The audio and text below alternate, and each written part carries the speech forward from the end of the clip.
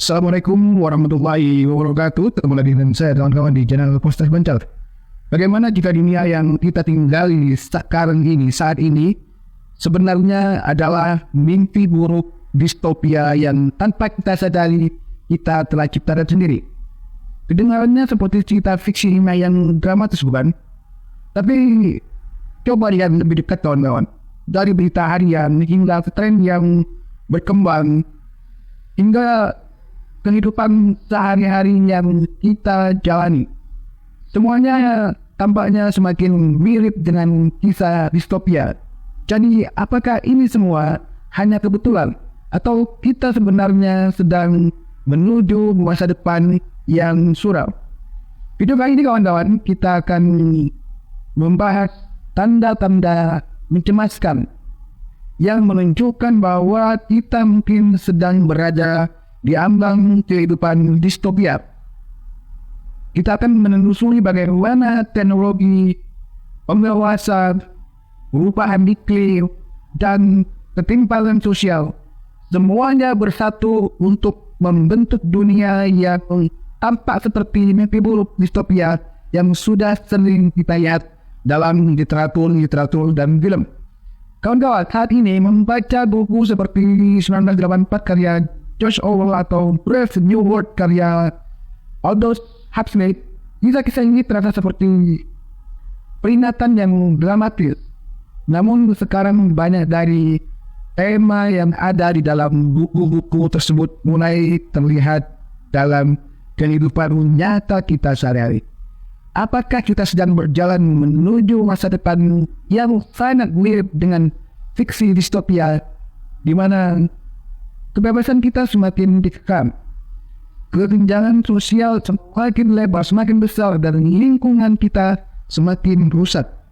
Kawan-kawan, mungkin kita tidak memiliki mobil terbang seperti di film-film fiksi dunia, tetapi kita memiliki kamera pengawas di setiap sudut kota, aplikasi yang melacak setiap gerakan kita, dan media sosial yang seolah-olah menjadi senjata pengawasan. Dengan teknologi yang terus berkembang, kawan-kawan, dan menguasai setiap aspek kehidupan kita, apakah kita masih memiliki kendali atas hidup kita sendiri, kawan-kawan? Bayangkan saja dunia di mana setiap langkah kita sedang dipantau, bukan hanya melalui kamera pengawas di tempat umum, tetapi juga melalui ponsel Anda, komputer, laptop, bahkan perangkat pintar di rumah Anda. Setiap kali Anda menggunakan smartphone, setiap kali Anda mengunjungi sebuah situs web, bahkan saat Anda berbicara dengan teman di media sosial, semua itu kawan-kawan meninggalkan jejak digital yang mudah diakses oleh perusahaan teknologi dan pemerintah. Dunia yang kita tinggali sekarang tampaknya lebih dekat dengan realitas itu, kawan-kawan, daripada yang mungkin kita sadari.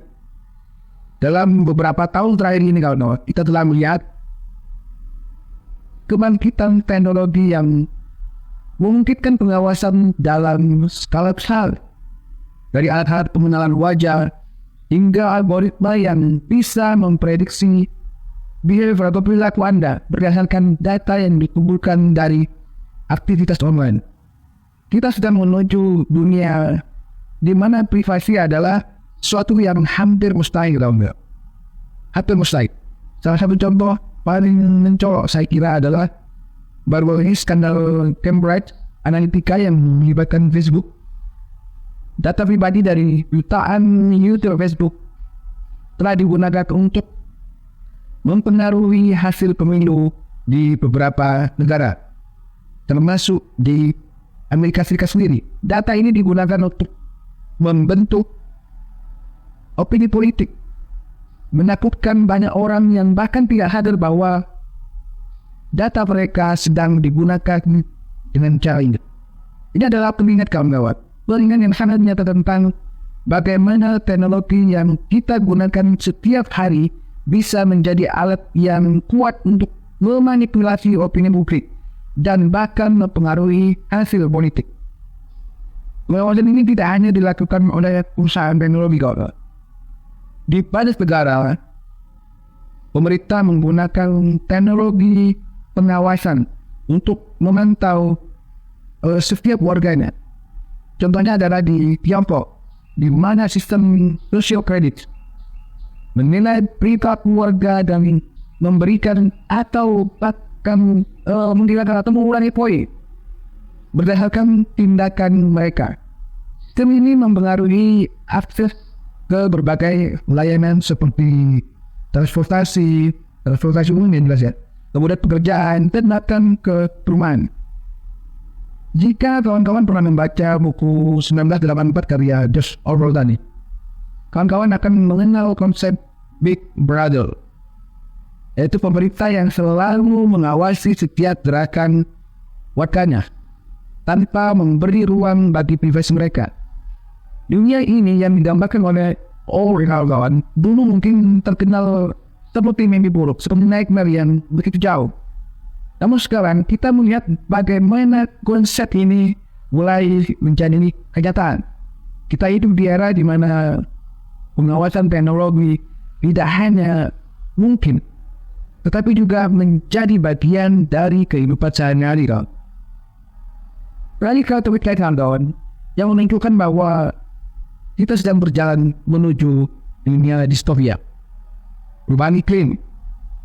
Krisis iklim bukan lagi ancaman yang akan terjadi di masa depan orang.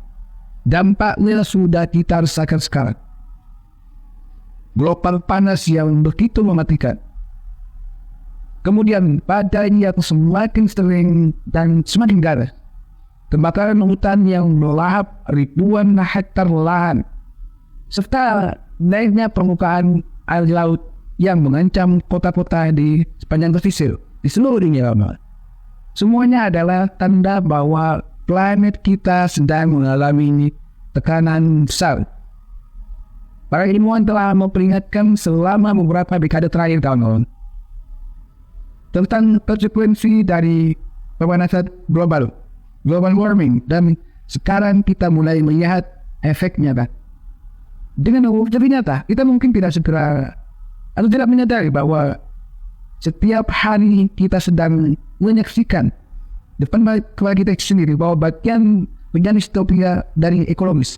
Namun jika kita terus mengabaikan tanda-tanda ini kawan-kawan, kita sering menuju masa depan yang tidak layak huni. Dalam fiksi distopia, seringkali kita melihat dunia yang rusak akibat bencana alam yang tidak terkendali. Apakah itu badai, kekeringan ekstrim, atau naiknya permukaan air laut. Kita melihat bagaimana alam bisa menjadi musuh utama dalam cerita-cerita tadi. Sekarang kita tidak perlu lagi membayangkan hal tersebut kawan-kawan. Kita sudah melihatnya dalam kenyataan. Contoh paling jelas adalah pulau-pulau kecil di Pasifik yang menghadapi ancaman tenggelam karena naiknya permukaan air laut. Negara-negara seperti Tuvalu, Kiribati sedang menghadapi kenyataan pahit bahwa tanah mereka akan hilang selamanya jika tren perubahan iklim ini terus berlanjut. Dalam beberapa dekade kawan-kawan mendatang, jutaan orang mungkin menjadi istilahnya pengungsi iklim, meninggalkan rumah mereka karena bencana alam yang semakin parah. Nah, kisah distopia sering menggambarkan bahwa dunia yang rusak karena kerusakan lingkungan. Film seperti The Hood atau Mad Max ini menunjukkan dunia yang sudah hancur akibat perubahan iklim dan bencana alam. Meskipun dunia kita ini belum sampai ke titik tersebut sekarang, teman-teman. Namun tanda-tandanya sudah mulai terlihat, bahkan kita rasakan ketika kita mengabaikan ancaman perubahan iklim ini. Kita sama saja membiarkan masa depan distopia itu semakin mendekat ke era kita. Kalau distopia tidak hanya tentang pengawasan teknologi atau bencana alam. Dalam banyak kisah distopia, salah satu tema utama adalah kesenjangan sosial yang begitu ekstrim.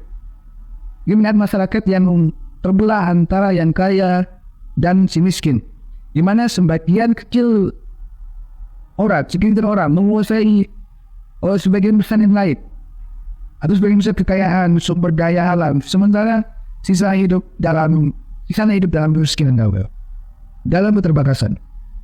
Apakah ini terdengar familiar, kawan? Ya, kesenjangan sosial semakin terlihat jelas di depan mata kita. Ini kita saat ini, sementara segelintir orang menjadi lebih kaya raya.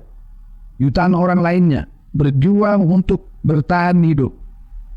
Pandemi COVID-19, kawan, ini telah memperburuk situasi ini, membuat orang miskin, semakin menderita, sementara orang kaya seringkali tetap bertahan atau bahkan semakin kaya.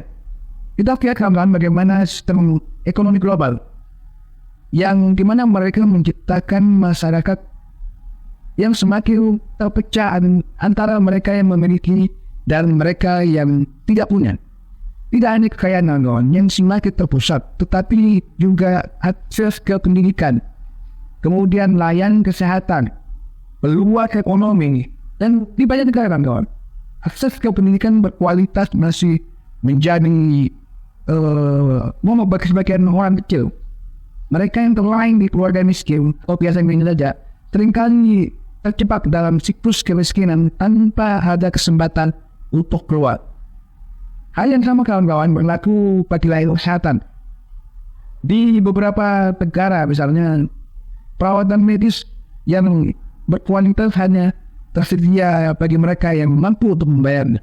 Sementara yang lain harus bertahan hidup dengan fasilitas kesehatan VIP.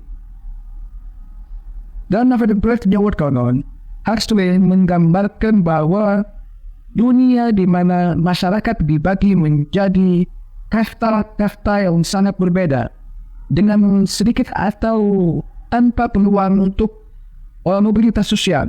Mereka yang lahir di kasta rendah akan tetap disayang selamanya, kawan-kawan. Kesempatan untuk bisa meningkatkan status sosial mereka. Meskipun dunia kita mungkin tidak sekelas itu, kawan-kawan, ada elemen-elemen yang menjadi tren serupa. Mobilitas sosial semakin sulit dan banyak orang merasa terjebak dalam status sosial tanpa ada harapan untuk melakukan perubahan, untuk berubah. Kawan-kawan, apa yang kita lakukan untuk menghindari masa depan distopia ini? Kita harus bagaimana? Baik, kita telah membahas banyak tanda-tanda yang menunjukkan bahwa kita mungkin sedang menuju masa depan distopia. Mulai dari pengawasan secara teknologi yang semakin berbeda, kawan. Perubahan iklim yang semakin mengkhawatirkan, hingga ketimpangan sosial yang semakin melebar antara si miskin dan si kaya, kawan. Semuanya mengarah pada satu titik. Jika kita tidak bertindak, kawan-kawan, dari sekarang kita mungkin akan menemukan diri kita hidup di dunia yang sangat mirip dengan fiksi distopia yang dulu kita anggap sebagai peringatan yang jauh masa depan. Namun ada harapan. Masa depan masih bisa kita bentuk, kawan-kawan.